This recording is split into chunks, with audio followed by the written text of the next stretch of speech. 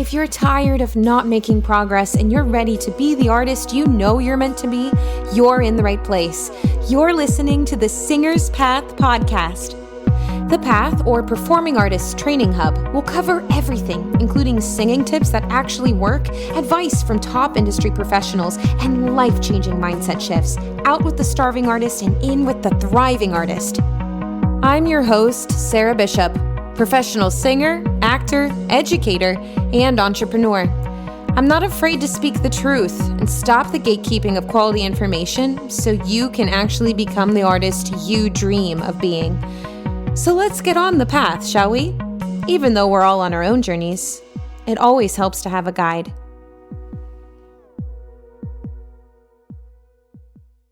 Well, hello, and welcome back to the Singer's Path podcast. I'm your host, Sarah Bishop, and today we are joined by a very special guest, Jenna Leigh Miller. We're going to launch into the interview here in a second. Jenna is a professional actor in New York City, and she's been in the audition circuit, and they also have multiple businesses that they run. So I thought she was a great example of someone that represents kind of doing it all and what it takes to be auditioning nonstop and to continue going because as I've discussed in my social media and how I continue to discuss on here, I believe one of the keys to success in becoming a professional actor, a professional singer, anyone auditioning for Broadway is really to stay consistent and to keep showing up. Because some people book Broadway right out of school and then other people, it takes them over 10 years. So Jen is a great example of this, and she really practices what she preaches and how she shows up online in her social media. And I'm really excited for you guys to get introduced to a multi-passionate that is really embodying a big message that we have here at the Singer's Path podcast, which is give yourself a full life and, kind of protect your dreams and follow your passions in the way that works best for you. As we're getting started here, I just wanted to say real quick, I apologize again for the audio quality that you're going to be hearing coming up, just because I've been really having a hard time with Zencaster and any of the online remote recording programs that we can use with podcasting. I cannot for the life of me get it to work.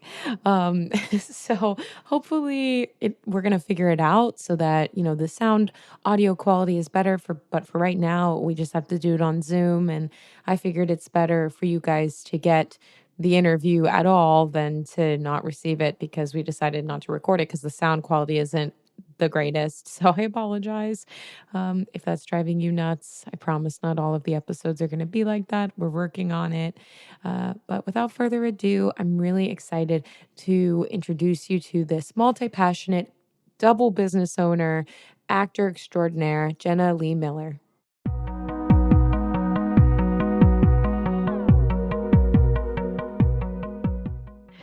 So thank you so much, Jenna, for joining us today. How are you doing this audition season?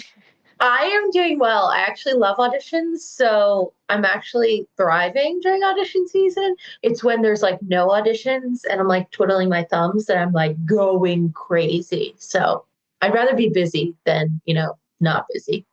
Yeah, that's interesting. I think sometimes people ask the hardest part, well, they just say, they're like, the hardest part about being an actor is the rejection, says all the non-actors. And you're like, actually, it's not. It's just waiting. That's the worst part. Yeah, the waiting game is a serious, it is not for the weary.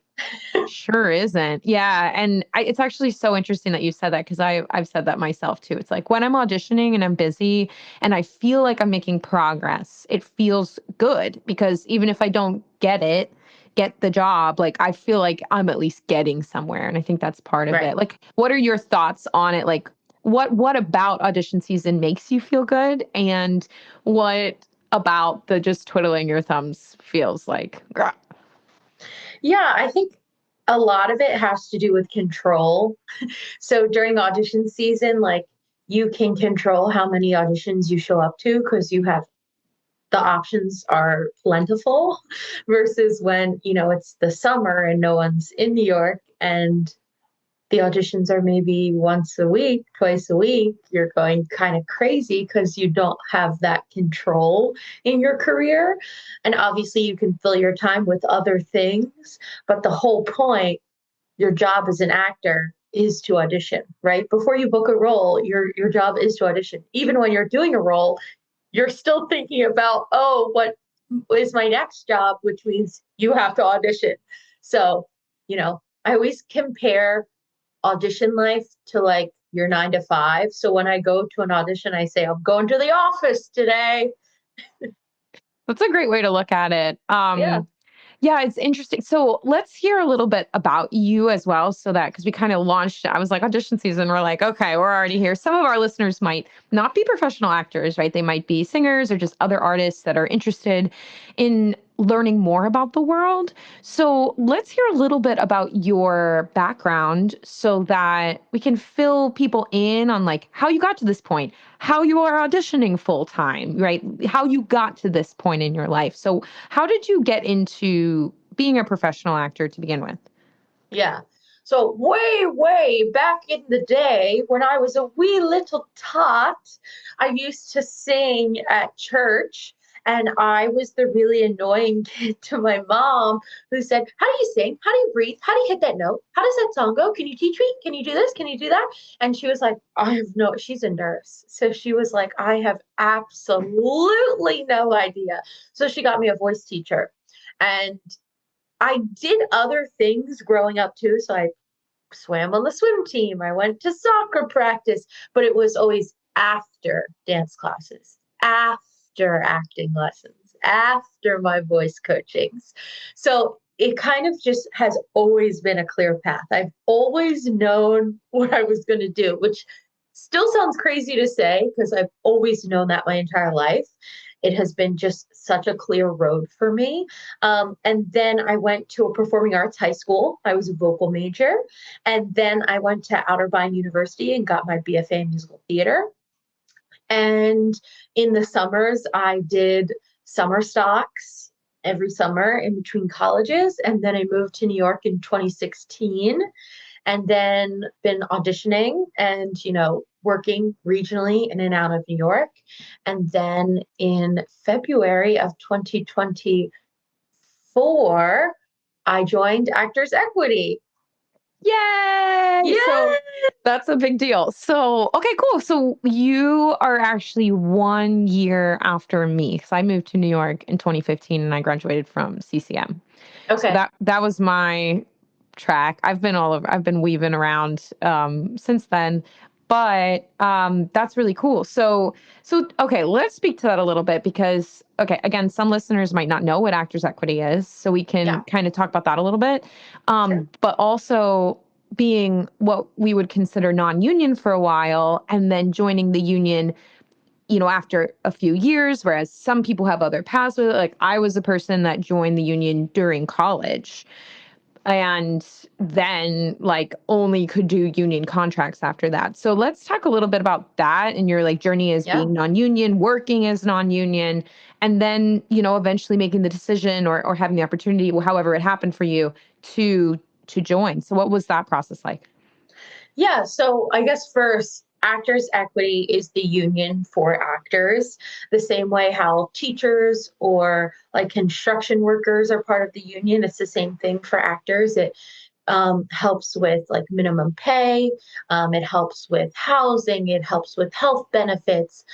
Basically, you get compensated properly and you get the proper benefits to a job when you do book versus non-equity, you could be working 50, 60, 70 hours a week and getting paid $200 a week or, something crazy like That's insane. Wait, that. so that's also like, doesn't that go against just like labor laws to begin with? Yeah, Like abuse of you would people? Like, think, yeah, you would think, but that is not equity. That there are no rules, which is crazy. yeah, it's crazy. I mean, I was Yeah. even calculating like, I was in a pre-Broadway, like out of town. For those not who don't know what that is, a pre-Broadway like workshop, and like when they do it out of town at a venue like Fifth Avenue, which is where I was.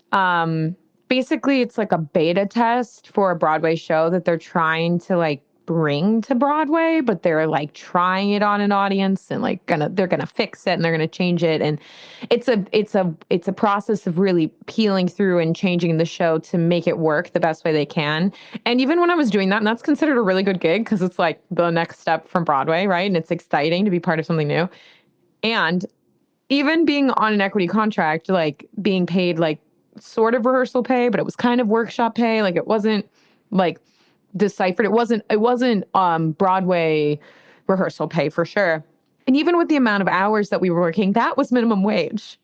We did the calculation and that was literally like less than, what is it, $15 an hour or something?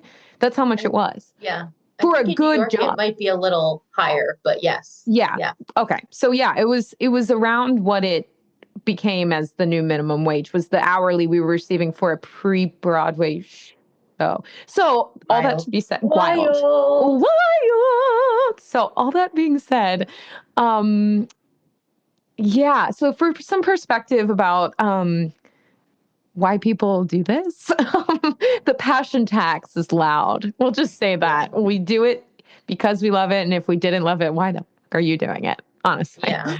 Yeah. I But mean, when I first started doing it, even doing it professionally, I wasn't looking at what I was being paid. I was looking at what shows I would be doing, who I'd be working with, what theaters I was going to work at. It wasn't about the pay.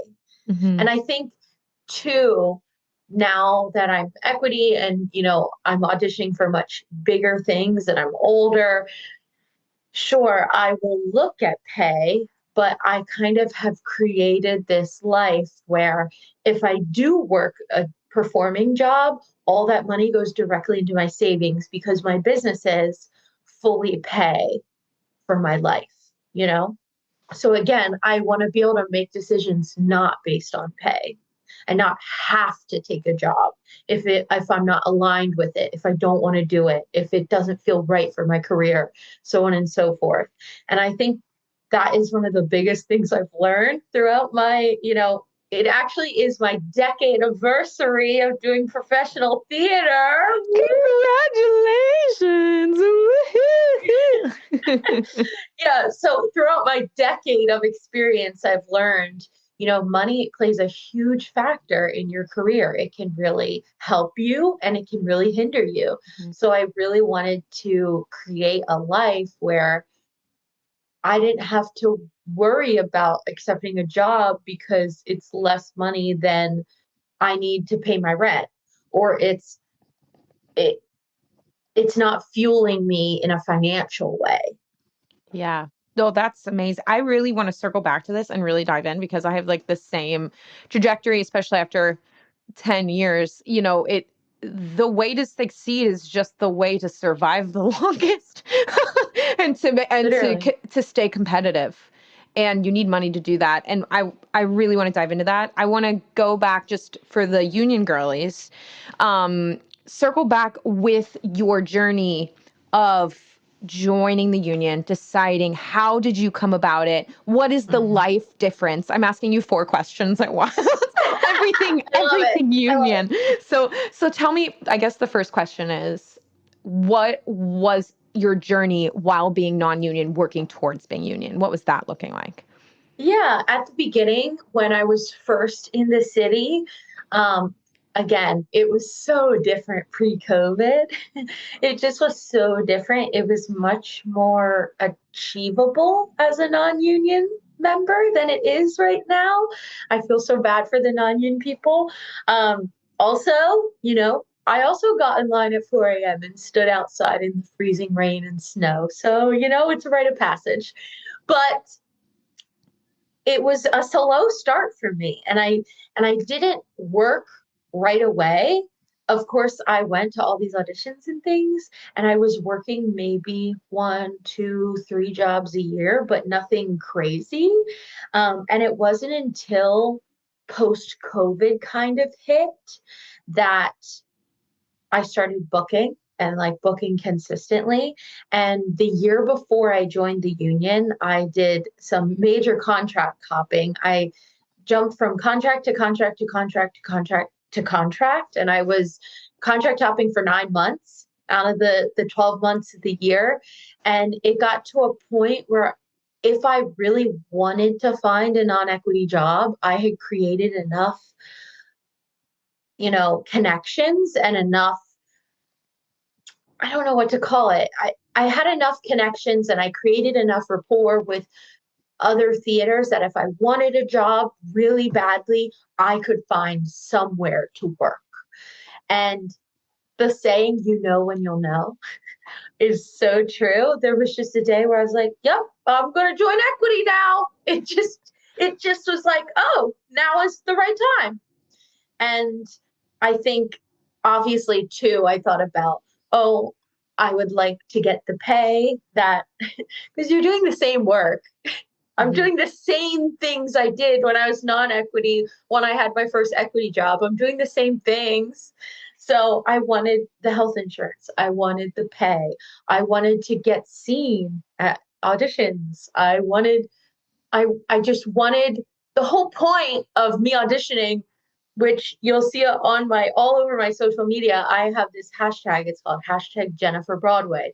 And my whole career goal, I want to make it to Broadway. And you have to be union. You have to be union to get into those rooms. And again, it's not black and white. Sure, there are some non-equity who are getting into those audition rooms. There are some non-equity that go right from college straight into their Broadway debut. But for most people, you need to be union and you need to be like doing the thing, to get in those rooms. So I knew it was time when I knew it was time, which sounds like such a cop out answer, but it's true. I was just like, one day I was like, oh yeah, it's time to join. It's today. I'm It's joining today. today. Yeah, it's just interesting. So did you have enough points or did you buy in? Like how I've joined a long time ago and there was a window of time where you could just buy to join, but I'm if you are familiar with what's going on right now, like how did you individually once you decided, how did you get on board then? Yeah, so I joined through open access. So there's three ways that you can join. The first way is by obviously getting offered an equity contract and you just join the union, pay your fees and join. The second way is through open access, which is replacing the EMC program. Mm. EMC is equity membership candidate, which you need a certain number of points to join, which is no longer a thing. You cannot join anymore and it will be totally evaporated in the summer of 2025. Mm. And then the third way is joining through a sister union like AGVA or Canadian Equity, and then joining that way. I joined through open access, which basically means you have to prove that you have been paid professionally you've done a professional production where you've been compensated. And that could mean a stipend, a weekly payment. It could mean like a check. As long as you can prove that you were paid, you can join. So it's much more accessible in that way. It also has had an influx of a lot of new people joining um, when they're not necessarily ready. But the accessibility is definitely there now, which is good. Yeah. But well, and Jenna briefly mentioned I too stood outside at 4 a.m. in the sleet. Like for people that were non-union for a while, and now it's kind of bleeding into everyone, and non-union members. There was basically like this non-official list, and there still is, that if you're not part of the union and you want to be seen, basically union members at these what they're not really called open calls. They're called EPAs or ECCs, Equity Principal Call or Appointment Equity Chorus Call, are what those stand for. So they're union calls. Sometimes are required by the union to hold. And that each company needs to have windows of time in which they see people for future company members and such. However, there's such a flood of people coming in and people that are not part of the union that want to come in that people have to line up literally in the middle of the night at the door. And if you're non-union, you'll put yourself on a list that may or may not get transferred to the monitor, and then you show up and the audition starts at 9, and equity members also line up at the butt crack of dawn. And the rule is every equity member has to be seen first before they see any non-union peeps.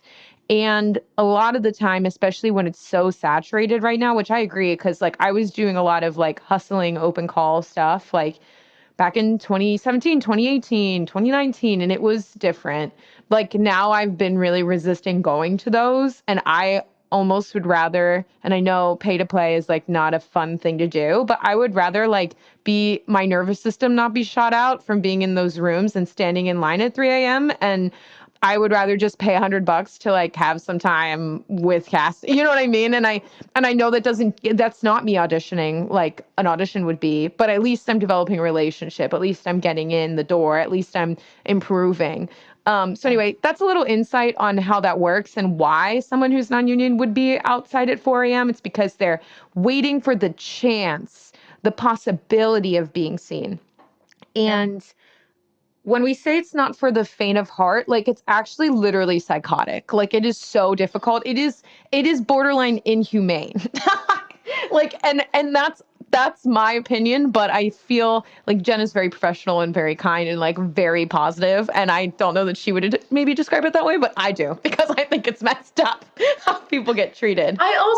What I really like about what you just said is you know what works for you. Yeah. So like making sure that your nervous system is calm and like you get time in the room. And for me, I thrive at an open call. I thrive when there's a room filled with 200 people because I just see it as like a marketing opportunity. Look at all these people that I get to join into my community. Like look at all these people that are chasing their dreams alongside me. I find it like exhilarating. No, that's Which I know amazing. sounds crazy. No, it's not not the crazy. norm. I want what she's having. Like, are we at Katz's Deli? Like, oh my God. Like, what? Like, but like, I admire that. And you can tell that through your socials and how you talk about it too, which is why I was so drawn to you and wanted you to come on here, is because, and this kind of gets us into mentality, and with mentality also comes with getting your basic needs met. And how do you meet your basic needs so you can have a positive mentality and hold on to your dreams and hold on to your love and hold on to your desire, right? I think there's a little bit of a hierarchy of needs happening here. And it all stems, in my opinion, down to, can you not just survive? That is the first step, but then thrive the way that you have. And I think, and for me, right, we're talking about this is going to be different for everybody. And thank you for pointing that out.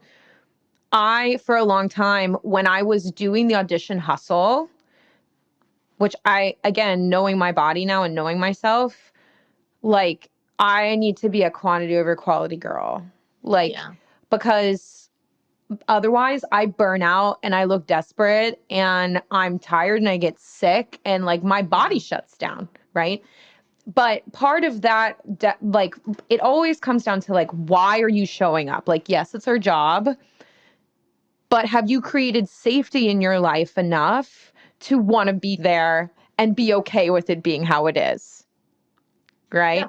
Like, so let's talk about developing that safety so that you can foster this just absolutely infectious, amazing personality and mentality that is so necessary and is like, and the fact that you're talking about it like balls deep into audition season, being like, what an opportunity. I'm like, I literally want the drug that you're taking because, like, please share with me. So tell me first of all, how did you establish this safety, this feeling of content?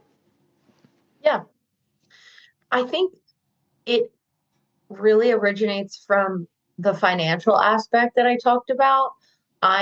So I own two businesses, and through those two businesses and through content creation and teaching master classes, I solely can support myself. And the best thing about it is I'm my own boss, so I get to make my own hours. So I don't really take meetings before noon, which means I can spend the entire morning at Ripley Greer or at Pearl Studios or at Equity doing auditions, filming a callback. I can devote my time to that.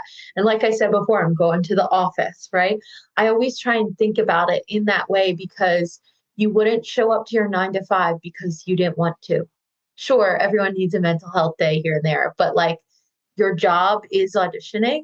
So I'm going to show up to the office today is how if we're really breaking it down, because of course there are days when I hear my alarm go off at 6 a.m. and I'm like, no. And if you can believe it, I am not a morning person at all. But again, I got to go to the office today. I got to work.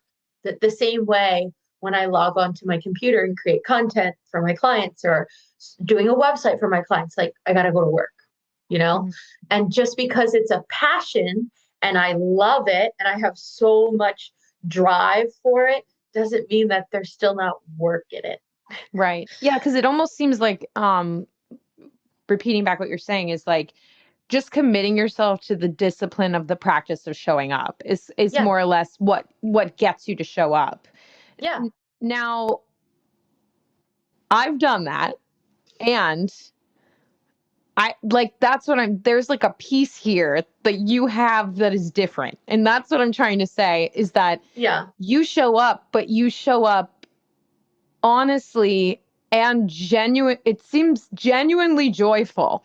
And maybe that's simply because you like really are aligned with this. Maybe that's like a Yeah. truth to it that you genuinely like, I don't know, tell me, like if you genuinely feel grateful to be there, because there can be, I know, like friction, and maybe it's just not putting the blinders on or what, but I just want to speak to genuinely how special it is to be like so positive about it, like Yeah. I get what you're saying. And I think there's two things really. The first thing, I have this phrase I say, and it's I squint and I'm on Broadway. I squint during an audition, I'm on Broadway. I squint during TET Week, I'm on Broadway. And for me, because that is the goal, like everything is a stepping stone to get to Broadway. And if I just treat it like, oh, this is my Broadway. Oh no, this audition is my Broadway. And then, you know, when I get called in for a callback for Wicked, oh, this could be my Broadway. Like it's just one stepping stone at a time. And something I teach a lot to my clients and in my workshops and master classes, so much of what we do, and I'm gonna go jump into the social media world too, because I think that plays hand in hand with a lot of this kind of stuff, is your mindset is so important. It mm-hmm. is so intertwined with your attitude, with your motivation, with how you talk to yourself, all that self-talk. Your mindset is so important. So there are times where I'm like, oh, do we need to check ourselves? Oh, do we need to check ourselves? Let's check in, and making sure that I'm in the right headspace to do something and having tools and knowing myself well enough that how can I get myself to that place? Mm-hmm. A lot of the time, if I'm not in a great headspace, it probably is because I haven't interacted with enough people at the office that day. So I'll turn to the person in line and be like, oh, what are you singing? Have you been in for them before? For me, that is what gives me energy. So I know I need to talk to more people. Or am I really tired and do I need to spend the $12 for 15 minutes and warm up that day? Or can we pop in a Grethers and call it a morning? Just be It's like, like, yeah, let's yeah, go. yeah. Sometimes that's how it is. Yeah. But like having enough tools in my actor toolbox is a analogy I use a lot. Having the tools in my actor toolbox so I can pull them out when I need to. Because it's not going to be, I'm not using the same tool every time, every day at an audition. So I would say mindset is a huge thing. And just like, I just think I have this unrelenting churn of determination that I will achieve my goal. That Mm. is just that fire. If anything, it just gets the flame just gets bigger and bigger every year. I'm like, oh, I'm closer. I'm closer. Oh no, this year I'm so much closer, you know? Yeah, I'm curious. Not that I'm a big horoscope person, but are you like a fire sign? Are you like a Leo or a Aries? I am a Libra. You're a Libra. That also Yeah. kind of, I think that also makes sense. Maybe it's Virgo. I don't know. I don't know anything about, I was like, just because you're talking about fire a lot. Um, Yeah. but yeah, no. Okay, cool. So there's a lot, there's like so much in there. I agree with you that the mentality is really important. Um, and it also seems like you were just like built to do this.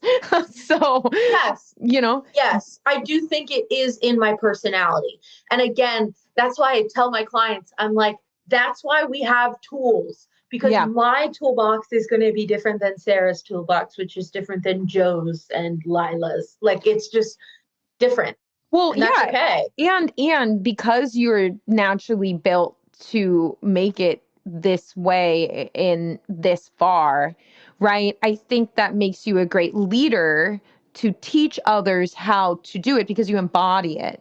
And like that's huge, and having a following and having people who respect you and they trust you is that you really do have to fully embody what you represent. And again, another reason why I was, attracted to asking you to come on to this today was like, there's this girl's doing something different.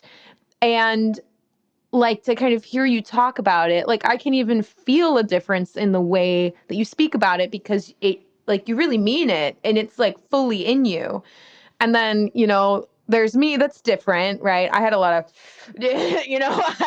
I'm only 1 year older than you, but went through a different experience with it. And I'm coming back around being like, okay, for me, how do I continue?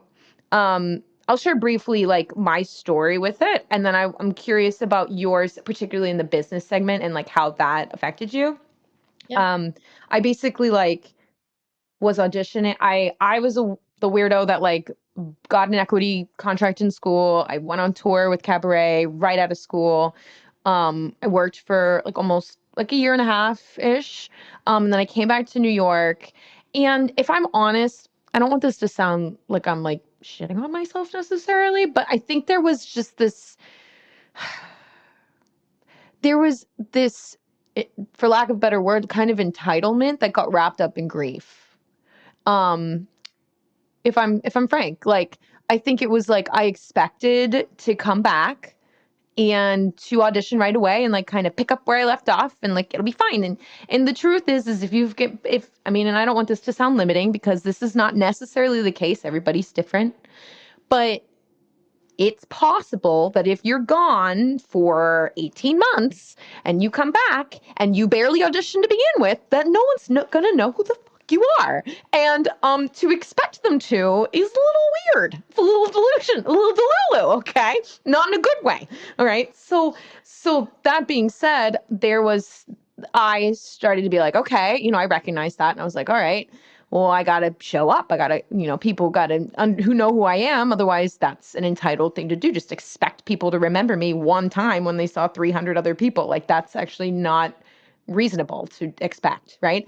And so I did do what you're talking about, where I showed up all the time. I showed up all the time.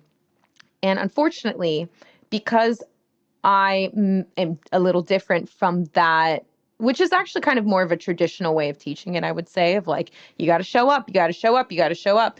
Because I started doing that and I wasn't really listening to my body and my heart, and there was a lot of what I would call cognitive dissonance as to how fully aligned is this actually for me. Like, I had just decided, like, well, actually, I decided out of fear because when I was on the contract, I was like, well, I feel like I don't have any control. I feel like I'm still being taken advantage of. I feel like I don't have like there's a part of me that wants to be a leader. There's a part of me that wants to be paid what I'm worth. There's a part of me that knows that I can stand in a certain position. There's also a part of me that knows that I'm meant to help people.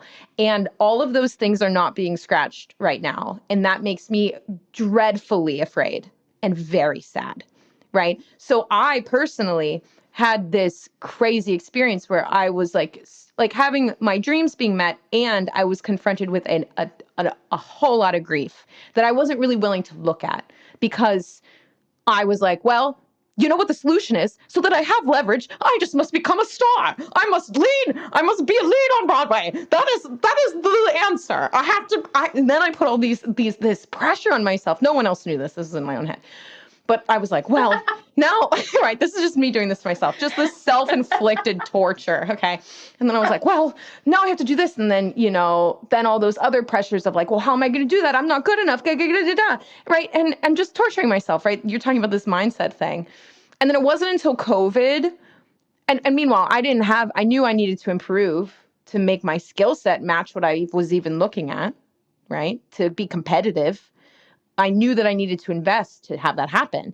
And so I was like, okay, I don't have any money. I'm miserable. I hate this. Blah, burnout. Okay. I just fucking burned the fuck out. And COVID happened and everything went still. And I was way happier. It just makes me so sad still, because I'm still reckoning with it. But I was like, I feel healthy finally. And that was my journey with it. And I know it's different. But then, like, I started listening to my intuition. I started a different podcast. I invited Emily Kristen Morris on. She was like, hey, I need a teacher. Do you want to go get trained? I was like, cool. And then my whole life expanded in another way. That was more for me. And so now I'm at a point where I'm like dismantling like this other garbage bullshit belief that I created, that like literally no one said I had to do, and I did it to myself, versus your story, which just seems like, I just love doing this. I'm going to do what I need to do to keep doing this. Jesus, take the wheel, hands off, let's go. I want to make sure that I'm financially independent so that I can take what I need to take. Like, that is so much better it's healthier, more aligned to you individually than to make a decision out of fear that I have to have it this way because there's no other way. Right? It doesn't sound like your story was that. So now that I've talked a lot, can you share with me how you've built these businesses? And I'll touch base on how mine has funded me, and I've come back around, but like how you've built this safety, this choice, how you've made a decision from a place of, I don't know, like, you can describe it to me, but like, it sounds like really authentic. Like you're staying with your original plan, but you're listening each step. Can you share a little bit about that? Yeah. And I just want to point out something that you said. So obviously when I joined the union, there is you're in a new swimming pool, right? Yeah. You're first in this non-equity swimming pool. And I was like, oh, hey, this theater, hey, that theater. I knew all the fish in the pool, right? And then I went to this other pool and I was like, hey, I know that one person. Like it was a new pool. And I grinded for 9 months before I booked my first job. Like it was, and I will say there was some burnout in there. Like even me, even someone who I try and set myself up for success the most I can and like maintain my sense of positive attitude and financial stability and making sure I'm still fueling my friendships and my relationship and things like that. But even so, this career is set up for you to fail because it is so unstable. It is so demanding. So you're definitely not alone in that, because even someone who seems like, oh, I show up to auditions every day, I go to my office hours, I do all the things, like I still have hardship too. And that's something important to remember. And one of the things I try and make very clear on my social media platforms is not just showing the highs, but showing the lows too. Um, because there needs to be a sense of transparency there. Yeah. And like you said, I really am like, what are all the different ways that I can use to help me get further in my career?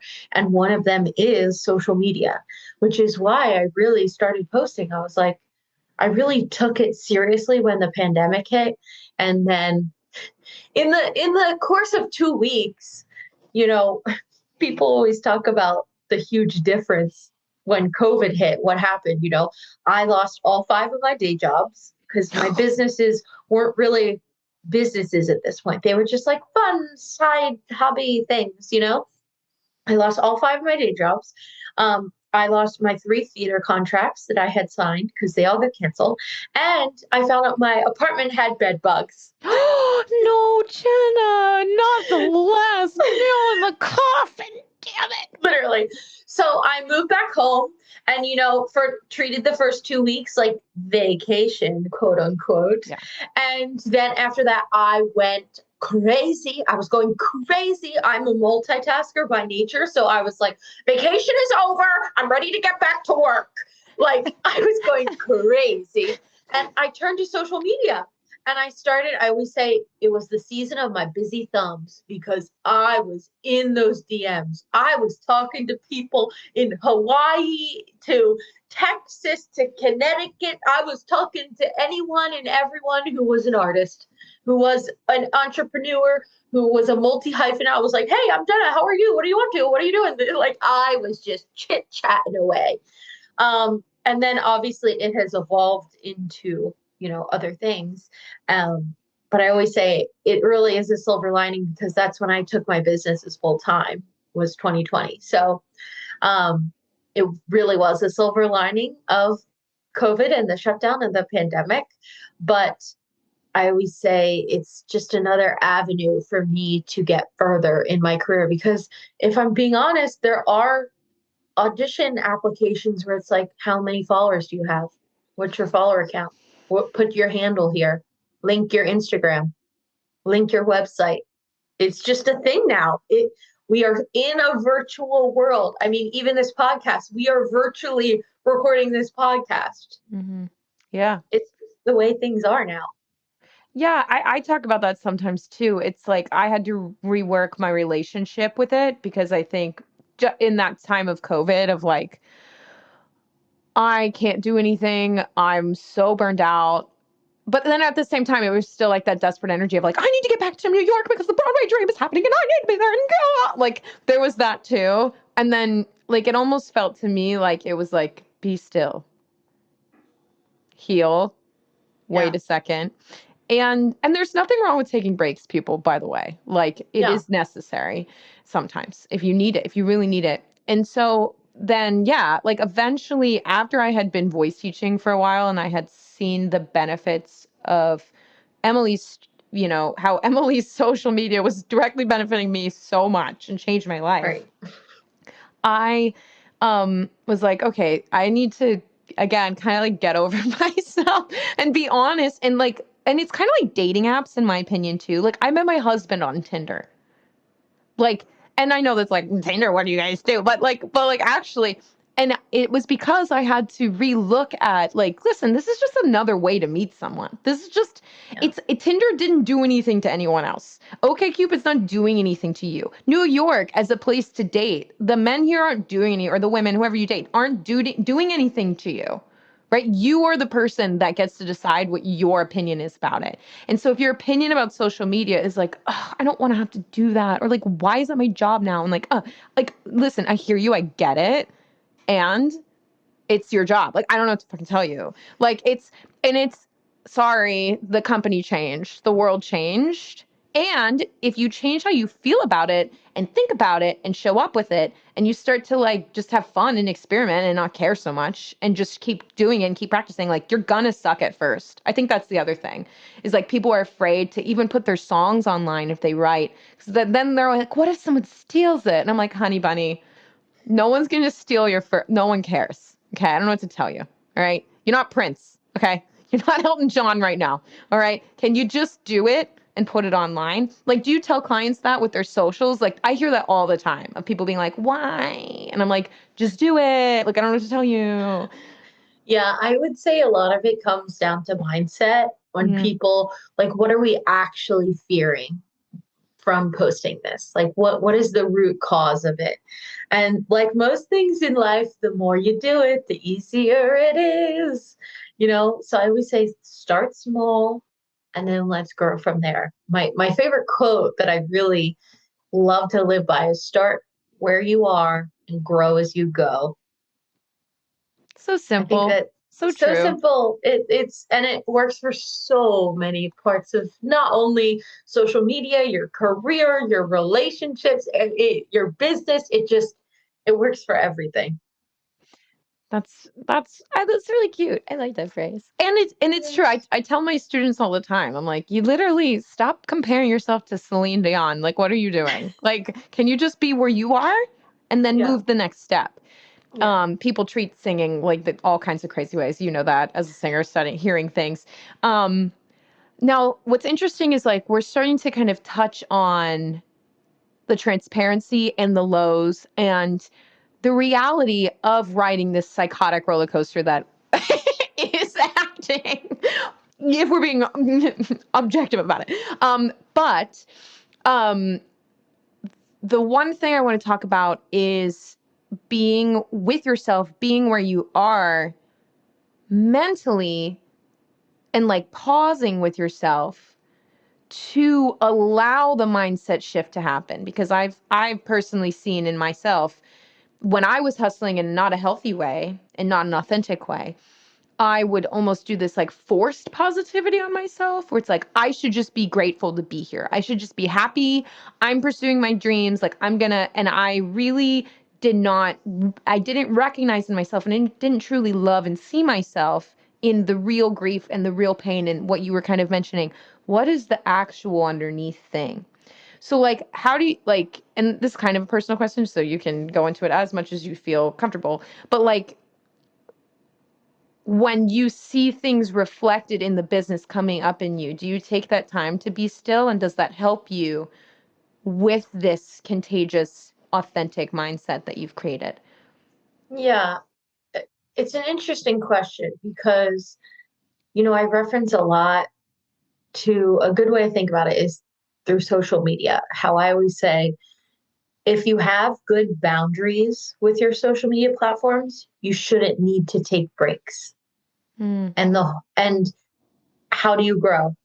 By being consistent. What is consistency not? Taking breaks. And if I'm being honest, like that is how you see a steady growth, being consistent. It's the same thing with your career. If you have really good boundaries, then you shouldn't need to take breaks. You shouldn't need to slow down. But again, you need to have the right mindset in order to be in that place, right?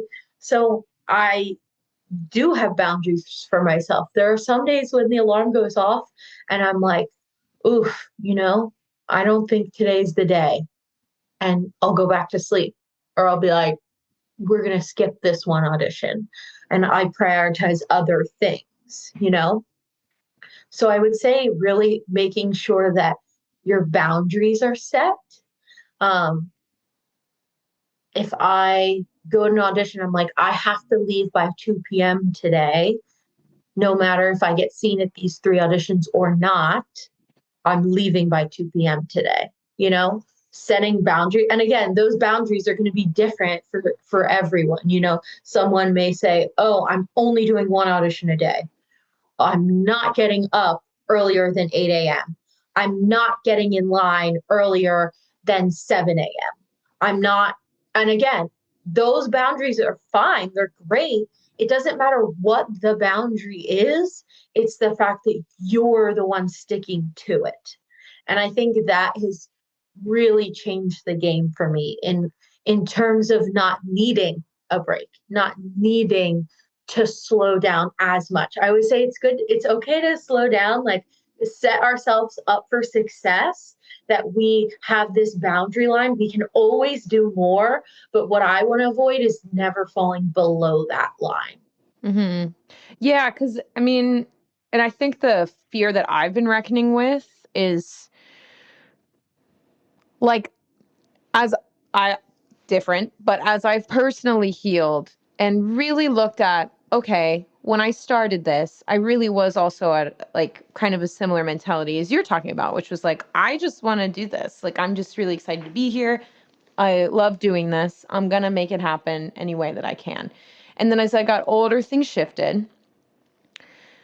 And the fear is I think stopping, the fear is being like, what if I give, like in my words, it's like give up or pause when it was just about to happen for me.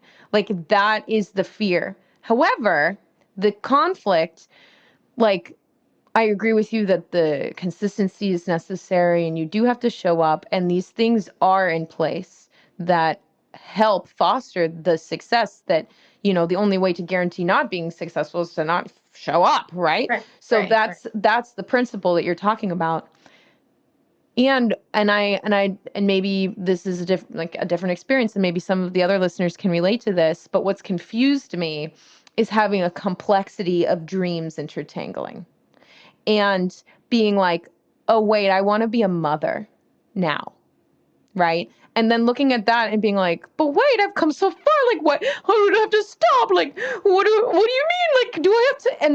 And then like feeling into the two differences. Like, am I okay with, and the fear is like, I don't know how to do that. Luckily, there are more moms on Broadway. There are mothers that are working, and that's completely changing. And like, just because I was told certain stories exist, like doesn't mean that they do. And that like you said, it's like I create like what I want to do. I create boundaries also within what I want in my life. And so sure, it's not going to be super easy, I'm sure, to have a child and be auditioning and running a business and being married, and my husband owns a company in Pittsburgh, right? But I think that if I think about that and I tune into that, and I kind of want to ask your opinion about like the certain dreams that you turn into, maybe Broadway's the dream you're tuning into. It's interesting because if I just tune into Broadway personally, if I'm like, make Broadway happen, there's dissonance in my body. There's disconnect. It doesn't feel good. It's weird. And I know I'm like putting this online. I'm like a little scared too, because like to say that is a little sacrilege, because it's like, well, then Sarah, get the fuck out. Right. Like there's a little bit like, you don't know 100% if this is what you want in life. Like people get really triggered by that. But if I'm completely honest, it's like, that's not the full picture for me. And I look at it, and then I feel into, okay, what if wasn't told that I had to choose these other dreams too? What if I was told that I can have a functioning business, and I can influence other people, and I can show up online really well and in a loving way, and I can make a lot of money, and I can donate that money to other people, and I can have a child, and I can be on Broadway, and I can do whatever the fuck I want. If I tune into that, that feeling feels good to me. But it includes Broadway, but it isn't just Broadway. Like, so in your body, when you turn into Broadway, is it kind of like that? It seems like it is that fuck yeah. Like that is the thing for you. Yeah, I would say that is the driving force. But also, I want to have a really vibrant social media community. I also want my business to thrive. I also want to have more employees. I also want to go to schools and teach master classes. There are and alsos and ands that go into that. And I think, again, setting yourself up for success, like you can do multiple things. I think that's the joy of being a multi hyphenate. Getting to do those different things and having different facets of your artistry and your life. And I would like to get married. Like there are certain things I want out of life. It's not just my career.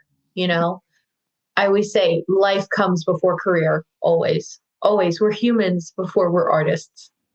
So that's important to remember. Which is part of the boundaries thing, though. Because yes, like I correct. said, like it's like, and that's where it gets kind of entangled, where it's like, if you go, it's almost that fine line of like, are we operating from our best healthy self? Are we going crazy here? Yeah. And do we not have boundaries to keep us in our best healthy self in operating in this system that exists, that if we want to get what we want, we do have to show up. So that's interesting, a way to tie it back. And kind of having boundaries with yourself to be like, wait, actually, I can do this the way I want. And my boundary is to allow myself to do it the way that I want and have the dreams that I want. And you learn a whole lot more from failing than you do from winning.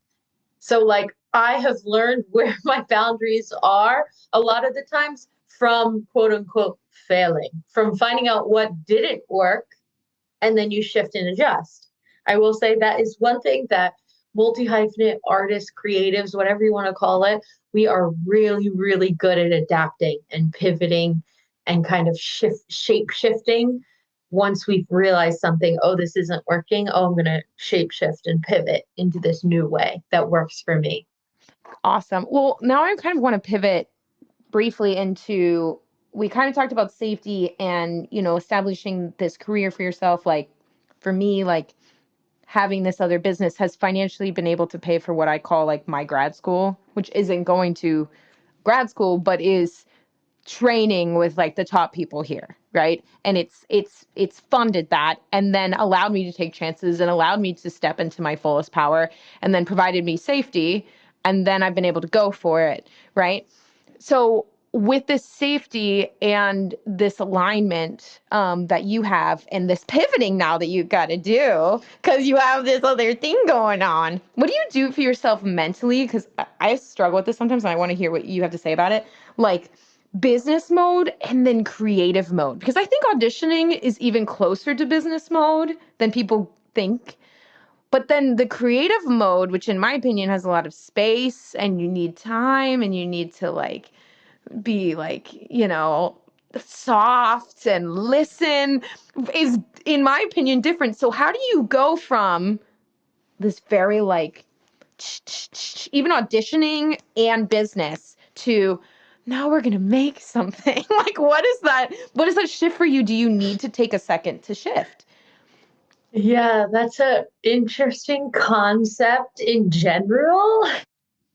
And I would love for psychologists to really study it because I'm sure it takes a lot of brain power to shift through different aspects. Even like when I hop from a social media management client to a client who's revamping their book with me versus I'm designing a logo or and website for them, from then practicing my callback material, and then I have to set up my self-tape equipment. Like it is different parts of our brain. Mm-hmm. I would say I've definitely created a life where a lot of my businesses, a lot of my jobs are intertwined. They match kind of seamlessly with one another. Um, like a lot of my social media management clients are arts based. So I have some artists, I have some theaters, I have some voice students, I have some virtual musical theater schools. Like, of course, I have others. I have like I focus on nonprofits too. So I have one that raises money for cancer awareness. Like I have things outside of the arts industry, but a lot of the times there's a lot of crossover. So again, this is a lot of hoopla that I've just said. Concrete tools in my toolbox. I really love to time block. So I'll set an hour on my phone. I say, I'm going to work on this website for an hour, and then I'm going to do my work on my callback material. And then I'm going to set a timer for another hour. I'm going to clean the apartment and cook lunch. I really love time blocking. I'm going to rent a room for an hour and create content. I'm going to lay in bed in my PJs, but set a timer for 30 minutes and edit some reels. Like for me, time blocking has really kind of saved the day in that kind of aspect. Yeah. That I can switch seamlessly. And the discipline and the boundaries. Again, I guess we're coming back to boundaries. Boundaries is a way to make it here and live for 10 years doing this shit. But like being like, this is the time. This is what I have. And also with that comes efficiency, right? Yeah. In the growth of developing my business, it's not just having the following, but then learning to like funnel the following. Like how do you actually, make money so that it's sustainable? Right. And learning to sell. And what is ethical selling but connecting with people who have a problem that's genuine, that you have a genuine solution to. and that you're trying to help. That's what ethical business really is. And learning those differences, like, I don't know, it's interesting. It's talking, this is why we have these conversations, is like in my body, I feel like I do have to like consciously pivot. Like I might need to take like a 10-minute meditation moment, or like take a shower, or like go on a walk. Like I need, because especially when I'm working with students,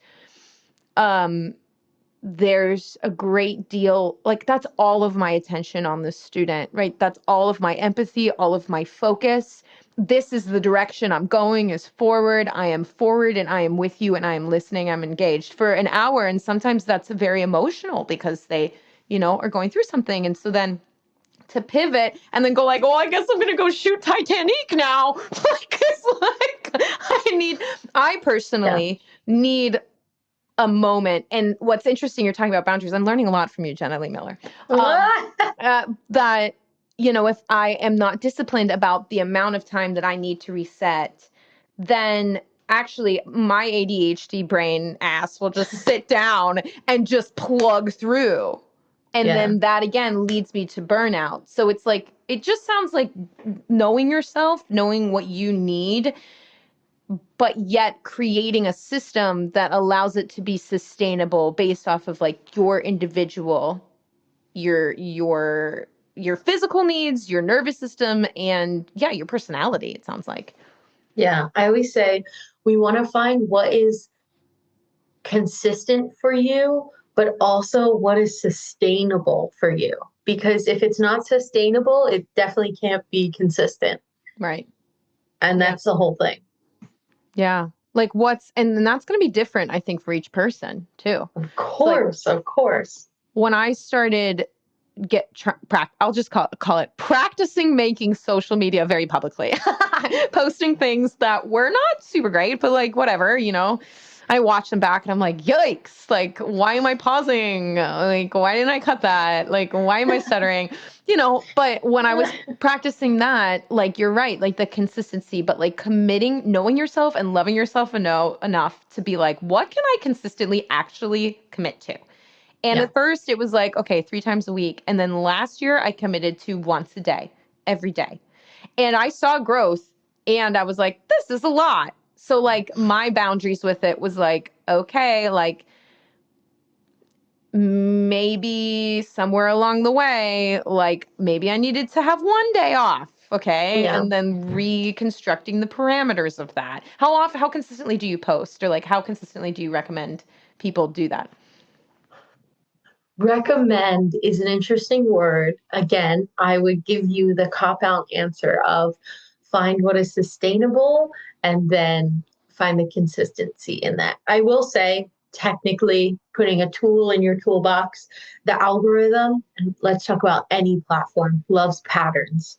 The more we can work smarter, not harder, and feed into the algorithm, which loves patterns, the better outcome you will have. So if you want to post 3 times a week, heck yeah, I'm here to cheer you on. Great. But we're going to post 3 times a week, every single week on the same day, every week. If you want to post every day of the week, heck yeah, woohoo, here to cheer you on. But we're going to post every single day of the week, every week. Again, it's finding what works for you, what can be consistent for you, and then going from there. Again, we can always do more, but what we don't want to do is fall below the line. Right. Do you find yourself batching, or do you just kind of do it intuitively of like, I'm feeling inspired and like this is my time today, or do you batch? I batch, and also when I feel inspired, create extra content. Oh, I love that. Yeah. When's your time that you're most inspired typically? When I rent a room. You're like, I'm here to do this. Mine is like when I wake up and I'm like, this is not what and I resist it. I'm like, I don't want to get on my phone right now. I just woke up. And then I'm like, like my brain is like going with all these, or like I'm on my way to the gym and I'm like, Sarah, you got to go to the gym. And I'm sitting in my car and I'm making 5 videos. And I'm like, oh my God. That's so funny. Yeah. So yeah, I would honestly say like when I plan, which sounds so type A, but like if I plan, oh, I'm going to film these 12 reels, like, oh shit, yeah, let's do it. Like, I'm ready for it, like Yeah. that's when I'm inspired.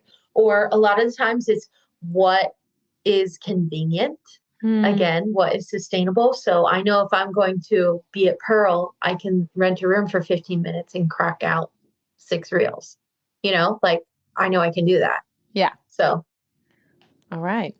we love Fierce. convenience. We love convenience, and we also love knowing ourselves. And like that's kind of just seems to be the theme. And like when I talk to each person and I have a guest on, and it's always fascinating because it's like, you look at like what their background is and what they do, and there's always some kind of theme that comes out that like you connect on, and you're kind of like, what's the overall lesson of the episode?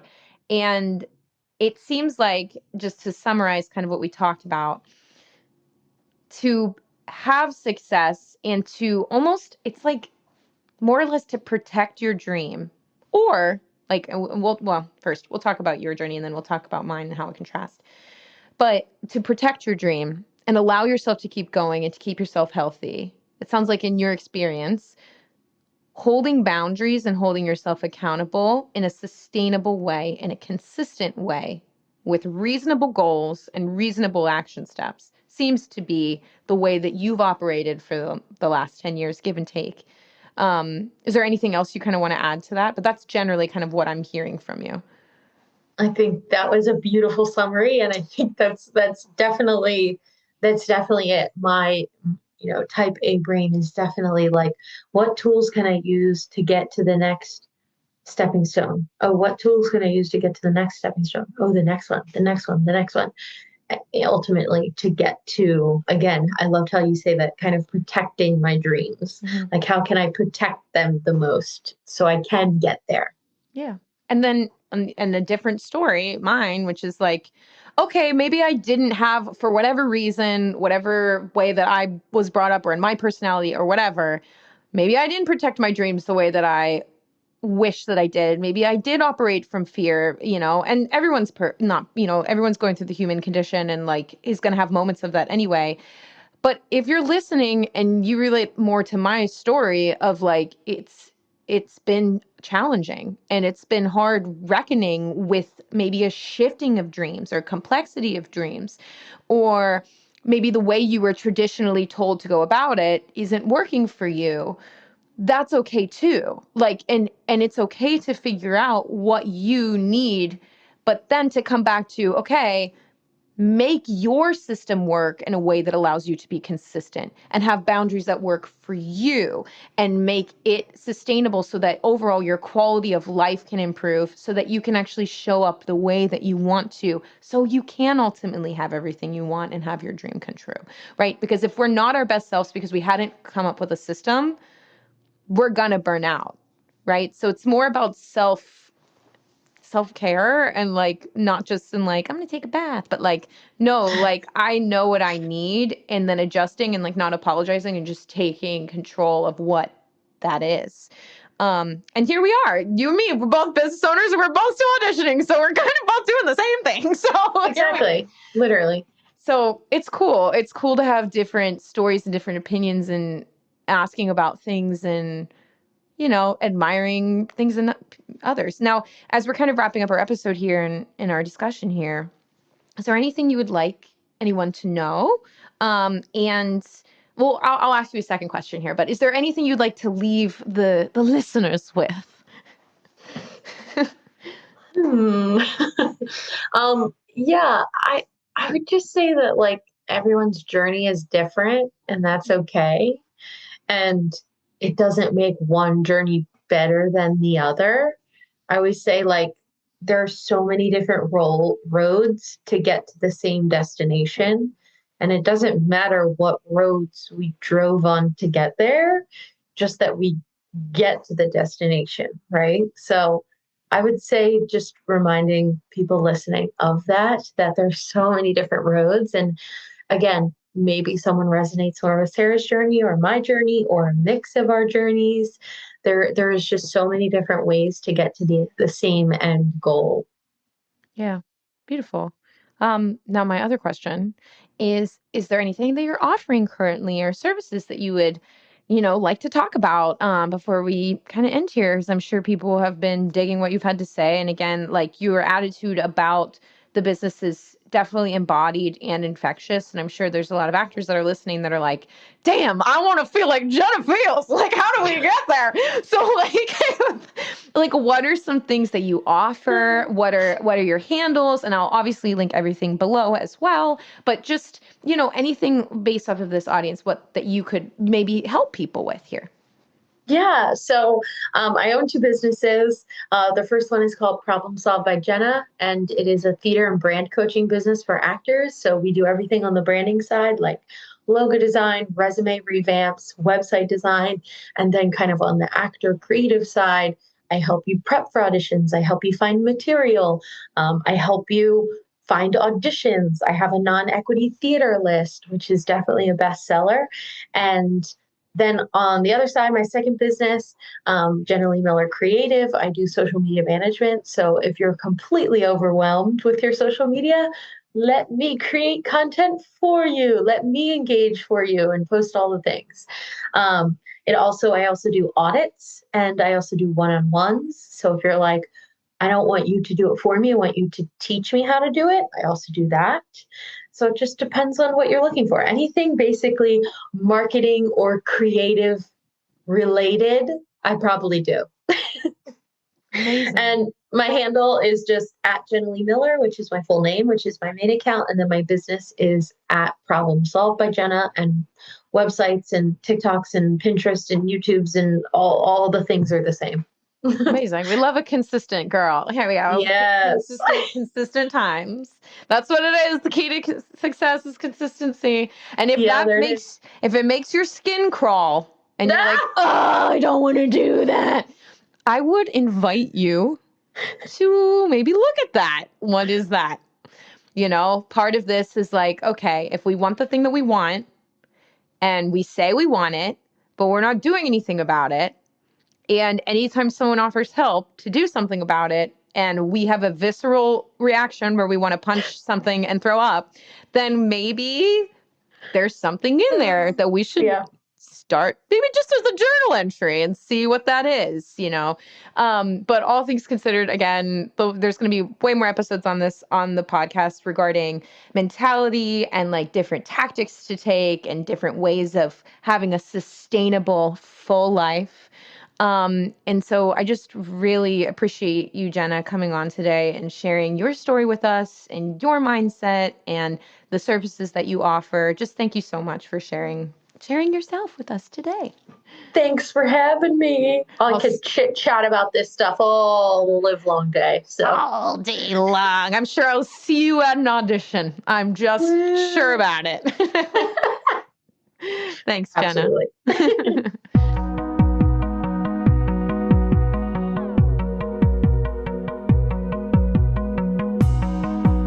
If you enjoyed this episode, please leave a 5-star written review on Apple Podcasts. This helps me get this information out to more artists all over the world. Let's work together to spread the joys of music. Until next time, I'm your host, Sarah Bishop, signing off from the Singer's Path podcast. Thanks for listening.